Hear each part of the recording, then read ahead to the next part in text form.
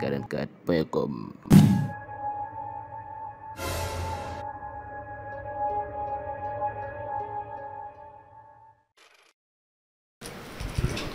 voilà asalaamaaleykum mbokk yi ñi seetaan seen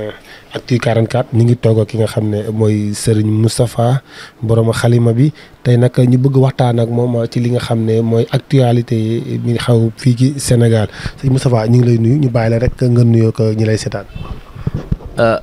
asalaamaaleykum waa àddina maa ngi leen di siyaare bu baax te di leen bal àq te di ñaan ci réew mi jàmm réew mi yàlla na fi yàlla def jàmm. surtout jamono ji mu toll nii yàlla na fi yàlla def jàmm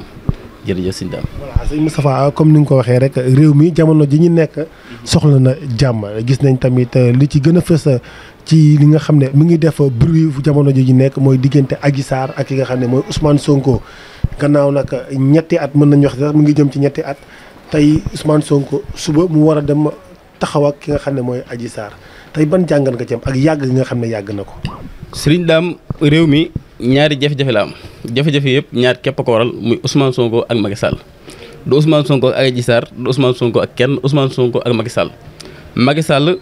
moo ko sonal maanaam lépp rek ngir bëgg koo gàllankoor bañ a bokk ci élection yi 2024 mais yàlla sa borom subhanahu dafa dogal ni ñi nga xam ne ay borom xam-xam la di gis di seet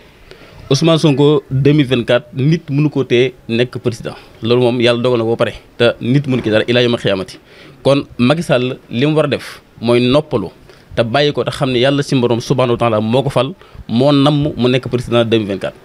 Adji Sarr ak Ousmane Sonko suba la incha allah rabbi àtte bi nag ndem soob na yàlla si borom subhanahu wa taala réew mi dana yëngatu suba incha allah rabbi réew mi dana yëngu waaye nag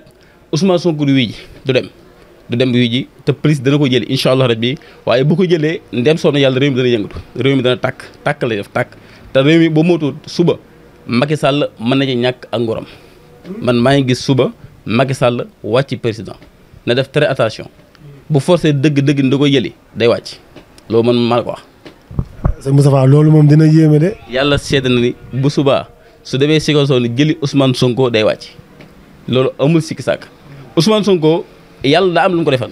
maam ñu àddina bi ñëpp dañoo maase bëggal ko seen bopp du ndaw ñi kas ñoo ko bëgg mais mag ñi ak ndaw ñi ñëpp ñoo maase bëggal ko seen bopp te yàlla tax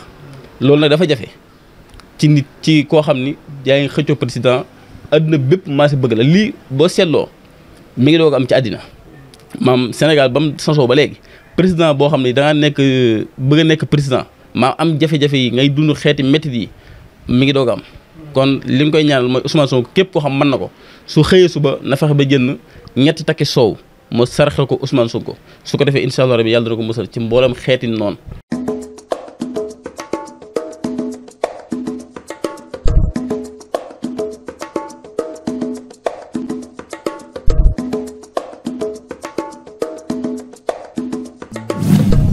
Senactu44.com.